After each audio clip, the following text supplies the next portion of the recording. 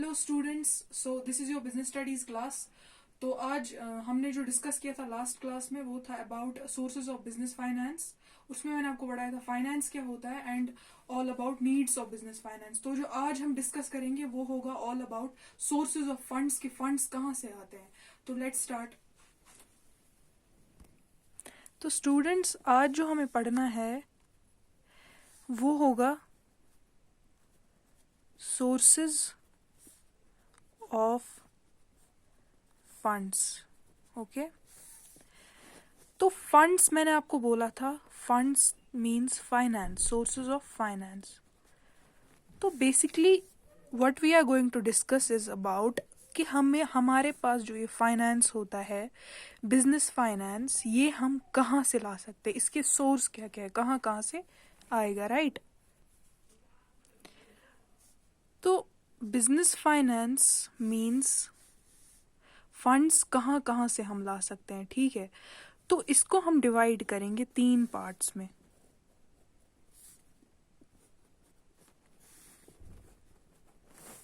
पहला आएगा हमारे pass on the basis of period. दूसरा आएगा हमारे pass on the basis of ownership.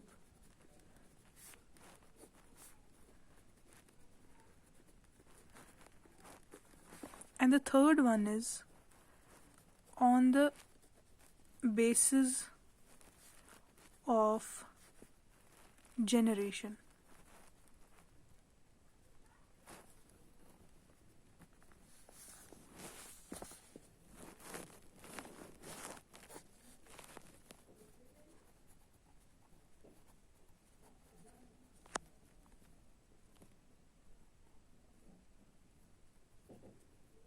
ठीक है, तो आज जो हम डिस्कस करेंगे that is all about, first one is on the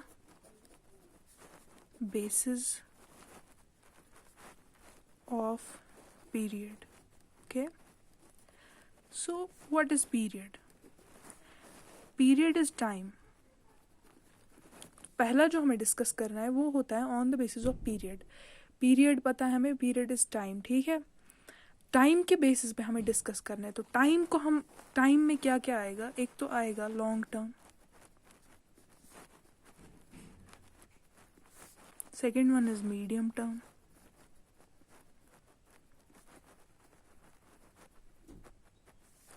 end the third one is short term.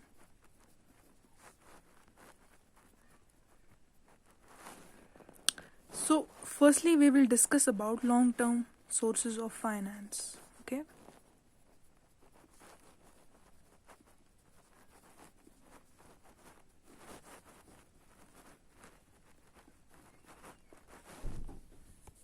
आप मेरी बात समझ रहे हैं?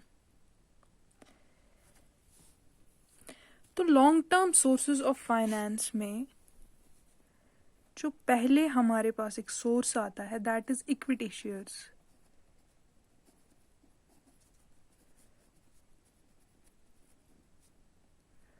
ओके, तो इक्विटी शेयर्स बेसिकली क्या होता है ये हम पहले पढ़ेंगे। Equity shares, okay. So equity shareholders represent the ownership of company.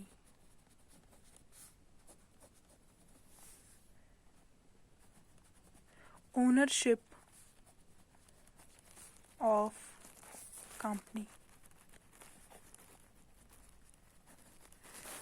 तो इक्विटी शेयर होल्डर्स वो वाले शेयर होल्डर्स होते हैं, दे represent the ownership of company. That means they are the real owners of company.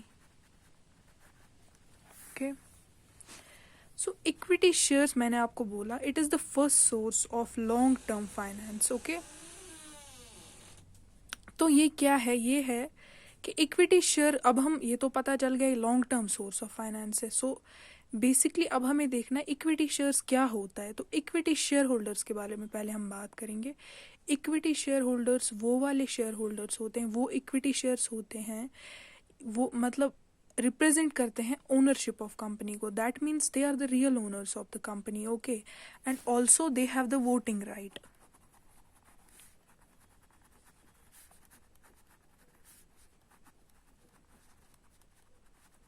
That means अगर उनके पास voting right है, owner है, तो वोटिंग राइट तो होगा ही।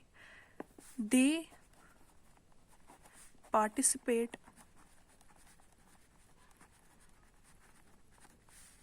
इन मैनेजमेंट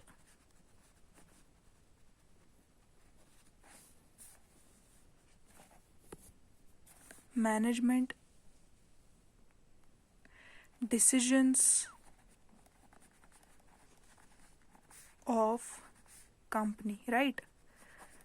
सो अगर अब हमें कोई बोलेगा कि इक्विटी शेयर क्या है और इक्विटी शेयर होल्डर्स कौन होते हैं, तो हमें बोलना है कि equity shares are the shares, they represent the ownership of the company. Equity share represents the ownership of company and equity share holders are the real owners of the company. Also they have the voting right and they participate in the management decisions of company, okay. So इसके बाद equity shares तो पता चल गए। Equity shares क्या है? Long term source, right.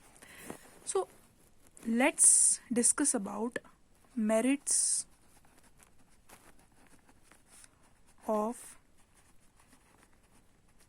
equity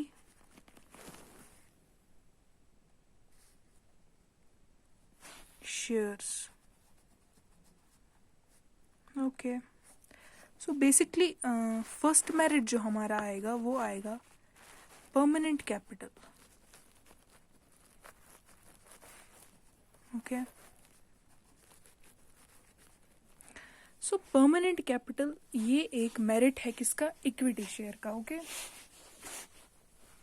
सो permanent capital आपको कैसे समझ में आएगा? परमानेंट कैपिटल होता है कि अगर फॉर एग्जाम्पल हमारे पास कोई मेरे पास कोई कंपनी है, ठीक है, तो मैं इक्विटी शेयर्स इशू कर रही हूँ, जो मुझे उससे कैपिटल रेज होगा या जो मुझे पैसा होगा that is permanent, because they are the owners of the company. वो अपना पैसा वापस नहीं लेंगे, ओनर अपना पैसा वापस नहीं लेता है।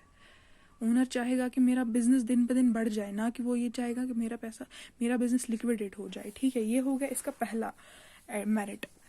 Second one is no charge on assets. That means no mortgage. इसका मतलब ये है कि अगर जो इक्विटी शेयर्स जो होते हैं उनके लिए एक कंपनी को मॉर्टिगेज अपने एसेट्स नहीं रखने पड़ते हैं, तो चार्ज एसेट्स पे नहीं देना पड़ता है। मॉर्टिगेज on assets, okay.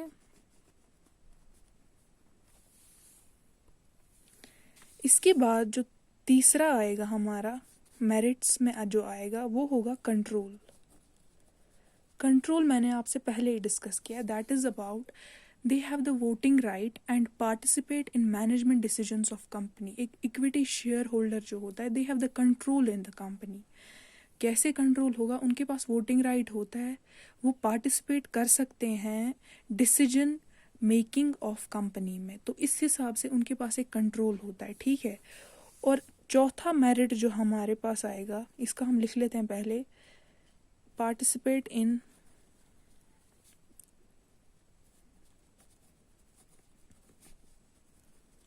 management decisions, and the fourth one is no burden on company. This is the another merit of equity shares, okay. So no burden on company means payment of equity dividend is not compulsory.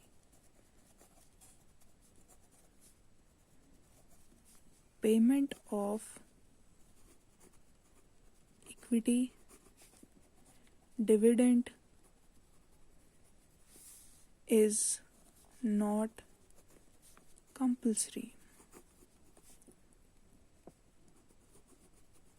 This means कि अगर जो share equity share holders होते हैं उनका कोई burden नहीं होता है, कंपनी का ओनर का बर्डन नहीं होगा ना एक कंपनी पे, इसी हिसाब से हम समझेंगे, क्योंकि equity dividend is not compulsory. Payment of equity मतलब जो इक्विटी शेयर होल्डर्स होते हैं उनको कंपल्सरी नहीं है कि हम पैसा दे ही दे। ओनर पहले तो अपने लिए नहीं पैसा उठाएगा ना, वो देखेगा मेरा किस हिसाब से बिजनेस बढ़ रहा है, ग्रो करने की कोशिश करेगा, क्योंकि they are the real owners of the company. Okay, so अब जो आपने देखा बेसिकली, तो अब हम एक छोटा सा रिवाइज कर लेते हैं कि हमने आज के इसमें क्या क्या पढ़ा। ठीक है, तो let's start a small revise.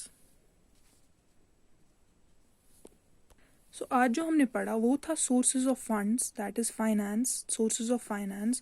उसमें मैंने आपको 3 पार्ट्स करके दिए, on the basis of period, on the basis of ownership and on the basis of generation. And first one जो हमने डिस्कस किया वो था on the basis of period और टाइम। फर्स्टली हमने उसमें देखा time, long term, medium term, short term. उसके बाद जो हमने डिस्कस किया वो था long term sources of finance. Okay, so equity shares उसमें हमने डिस्कस किए। उसके बाद जो हमने डिस्कस किया वो था कि इक्विटी शेयर्स बेसिकली क्या हैं, represent the ownership of company, they are the real owners of company, they have the voting right, they participate in management decisions of company, merits। उसके बाद देखा हमने merits of equity shares क्या है। सबसे पहला मेरिट हमने देखा परमानेंट कैपिटल होता है एक इक्विटी शेयर, ये नो चार्ज ऑन एसेट होता है, कैसे कि मॉर्टगेज नहीं देने पड़ते हैं एसेट हमें अपने इक्विटी शेयर्स के लिए। उसके बाद जो हमने डिस्कस किया वो है कंट्रोल, एक दूसरा merit, participate in management decision, एक इक्विटी शेयर होल्डर को एक कंट्रोल होता है, वो पार्टिसिपेट कर पाता है मैनेजमेंट डिसीजंस पे। उसके बाद चौथा जो हमने देखा वो था नो बर्डन ऑन कंपनी, इसका मतलब payment of equity dividend is not compulsory. Okay, so इस क्लास में फ़िलहाल के लिए इतना ही। आगे हम देखेंगे डीमेरिट्स एंड बाकी जो लॉन्ग टर्म है या मीडियम टर्म, शॉर्ट टर्म, वो हम अगली क्लास में इंशाल्लाह डिस्कस करेंगे। Thank you very much.